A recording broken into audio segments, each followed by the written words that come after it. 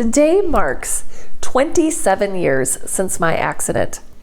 On November 11th, 1997, I was rehearsing for my high school's musical production of The Wizard of Oz when a trap door was opened directly behind me.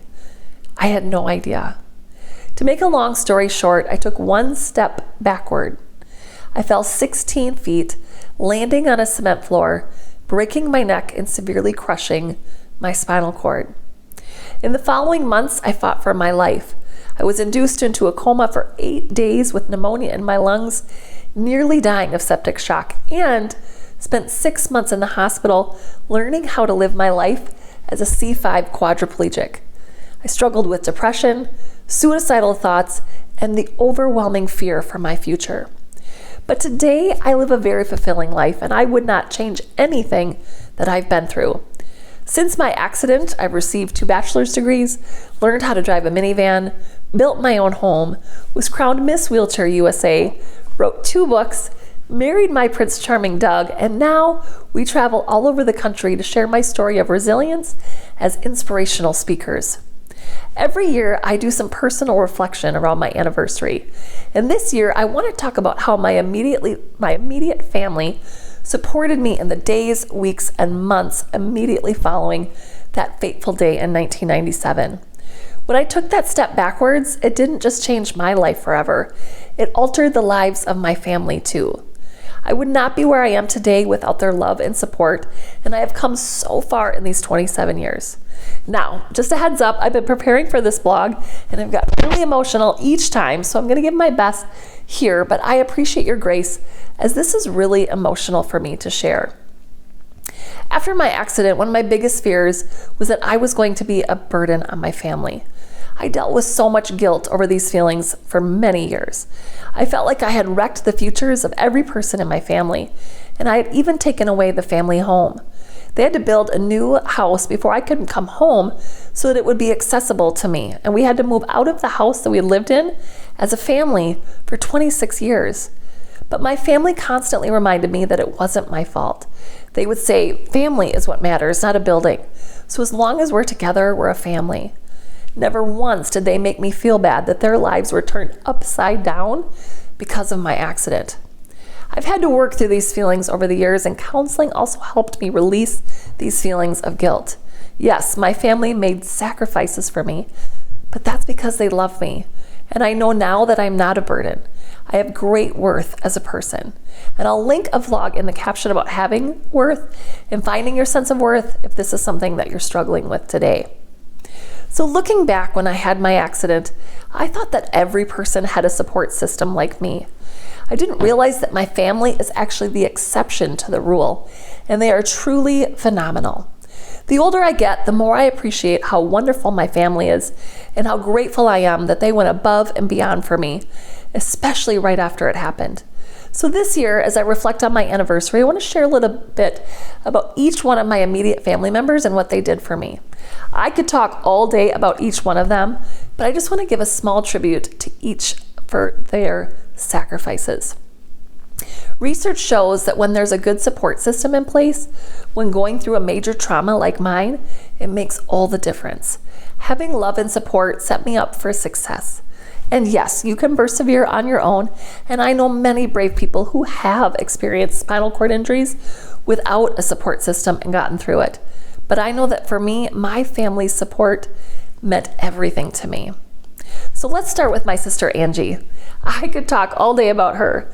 The day of my accident, there was a huge snowstorm. She was living in Sioux Falls, South Dakota, and so when my mom called to tell her that I was hurt, my mom told her not to come, since she didn't want my sister to get in a car accident. But Angie did not listen. She grabbed a laundry basket and filled it with clothes and snacks and jumped in the car to drive 5 hours to Rochester. She was in such a rush that she realized she had 2 different shoes on when she got to the hospital. Angie was determined to get to me as soon as possible and refused to leave my side. She had just started a new job the day before, and she and her husband were newly married, but she still spent those first 3.5 weeks at the hospital with me. Angie was the one who kept the doctors on their toes. She was my advocate. She asked a million questions every time there was a member of my medical team in my room. I think she always had them sweating bullets. We had no idea what we were doing as a family because we'd never been through anything like this. But Angie just knew that she needed to be there for me. When I moved out of intensive care into rehab after 3.5 weeks, Angie had to go back home. And I remember sobbing as she laid in my intensive care bed with me because I didn't know how I was going to function without her. But she continued to be there for me, and she made so many sacrifices in her personal life to do so. She drove to see me every single weekend, 5 hours each way for 5 months. I also talked to her on the phone every single night, and if I ever had a bad night, my sister just seemed to know, and she would call. I don't know where I would be without her. So to this day, I'm so grateful to Angie for everything that she did to help me get through, one day at a time. I'm also appreciative of my brother-in-law, Scott, for the times that he was able to visit and also trying to cheer me up and make me laugh. He was very good at that. Just for him handling Angie's absence and letting her devote so much time and energy to me. Angie, Scott, thank you for everything. Now I'll talk about my brother, Ryan. Now, when I had my accident, he was living in Menominee, Wisconsin, going to college. He was 21 years old with a girlfriend, and this was supposed to be the time of his life. But then his little sister had a life-altering accident, and his life turned upside down too. But Ryan was also there for me. It was so hard to see the sadness in his eyes every time he visited as he watched me struggle with my new life. His eyes said everything about how much he wished that this was not happening to me. However, one of my favorite memories was how he made me laugh for the first time since my accident. I was on a ventilator in intensive care, so I couldn't swallow anything or eat anything. But my mouth was so dry all the time to the point where my tongue was cracking. To help with this, my family learned how to squirt some water in my mouth to give me some relief. I would swish it around, and then they would suction it back out so I wouldn't aspirate. My mom showed Ryan how to do this, and he was so afraid that he was going to drown me that he squirted exactly 1 drop of water into my mouth and then used the suction tool to get it right back out. I laughed so hard that I cried. His love and care and concern for me was just so endearing. My brother and I, we fought a lot when we were growing up, but going through this experience made me see how much he loved me. Ryan also helped my parents run the grocery store that my family owned at the time, while my parents and sister were staying in intensive care with me for those first 3.5 weeks. Again, just the sacrifices he had to make to do all that driving, all while going to college and trying to stay on top of his classes. I'm in awe of Ryan for handling everything that he did. And Ryan, I'm so grateful for you being there for me. Thank you. Next is my dad. He stayed with me in the hospital for those first 3.5 weeks. And I remember at one point I was on a ventilator, couldn't talk, but I had so many thoughts and worries swirling around in my mind, like, what will I do for work? And so I mouthed out to my dad, can I still work at the grocery store? And he said, Tasha, you will always have a job. It seems so silly now that I would be worrying about having a job at the grocery store when I was in the hospital intensive care unit, but I was so afraid of not being able to have a normal or fulfilling life.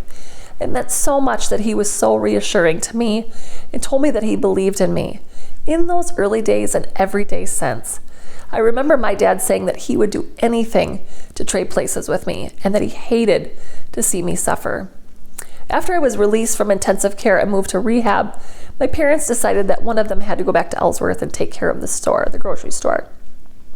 We had to have an income, and while there were many employees who stepped up to keep things going, my dad had to be there in person, so things did not fall apart. But he continued to visit as often as he could, driving back and forth. And I remember one night when I was in rehab, I was so cold, and nothing could warm me up. My teeth were chattering so hard that my jaw hurt. And my dad stood there in the middle of the night with his hand on my face so that my teeth would stop chattering and I could fall asleep. It's truly these little things that my family did that means so much to me. I am so grateful for everything that you did for me, Dad. Finally, my mom. How can words even express how thankful I am for her. What she went through in those early months is beyond excruciating. She came to Rochester the night of my accident with no extra clothes or even a purse and barely left my side. She was my in-person support system every single day, on top of having to handle administrative work for the grocery store and arranging the building of our new house, all while living in Rochester, which is an hour away from our home in Ellsworth. But even though she had all of this going on, I was never happy when my mom left my side. I feel awful about it now, but at the time, I wanted her to be with me every waking moment, and I was never short of expressing my disapproval when she did anything outside of being with me. My mom put up with a lot in those early months. When the hospital said she couldn't stay with me overnight anymore, which is around December 31st, I was terrified. I was afraid that without her with me at night, I would stop breathing and die. But even though she couldn't be there at night, my mom did not leave Rochester. She moved into the Ronald McDonald House 2 blocks away and spent every single day with me.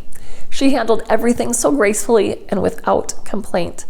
My mom handles stress by cooking and cleaning, so I remember her baking goodies for the nurses and the doctors, and she always made sure that no one was hungry. In those early months, especially after we moved home, I took out all my feelings on my mom. She was my safe place, and when I was angry or sad or depressed or scared, she took the brunt of it. I would never speak to anyone else the way I spoke to her because I knew they would leave. But my mom was my safe place, and I knew that she would never leave or stop loving me. And so I took so much out on her. As an adult, I look back and realize I put my mom through so much, and I'm so grateful that she didn't leave and that no matter what, she loved me. I realize now that not everyone is blessed to have a mother like that, and I'm just so appreciative of my mom and how she took care of me. Before he retired, my doctor would say every time I saw him, if I could clone one mom out of all my patients, it would be your mom. He was a doctor for decades and always made a point to tell me how wonderful my mom was and is, and I couldn't agree more. When I was finally able to come home from the hospital, my mom took on caregiving responsibilities for me. Actually, every member of my family pitched in and helped be my caregiver. None of them had any experience doing it, but they loved me and they did whatever they could. My mom especially took on the brunt of that responsibility. She was so determined to do her best for me, and she still is one of the strongest people I know. Mom, I'm so grateful that God gave you to me as my mom. Now, I could go on and on about my family and how much they mean to me. I haven't even mentioned my aunts and uncles and cousins and everything they did to help the family. We had wonderful family friends in Ellsworth who pitched in wherever they could, helping with the grocery store, packing up our house, and moving all our belongings to the new house, and so many other things that I'm sure I don't even know about. So many people made sacrifices for us, and it would be impossible for me to thank everyone for everything. But today, as I look back, I've learned that everyone grieves differently. There are healthy ways to grieve, and there are very unhealthy ways to grieve, and my family went through all of this. There's no manual on how a family should best handle something like this. But today, my relationship with my family is stronger than it has ever been. I count my brother and sister among my best friends in the world, and I cherish every moment I get to have with my parents. I attribute part of this closeness to the fact that today, none of them are my caregivers, and I'm grateful for that. Getting through my accident was indescribably hard, but it made each of us stronger. We love each other and know that we can get through anything together. So thank you, Mom and Dad, Angie and Ryan, from the bottom of my heart. Whew, that was an emotional video to get through. I appreciate you listening to this and learning more about my story. Remember to cherish your loved ones and not take them for granted. Thanks for listening and in helping me celebrate my 27th anniversary. I truly am blessed.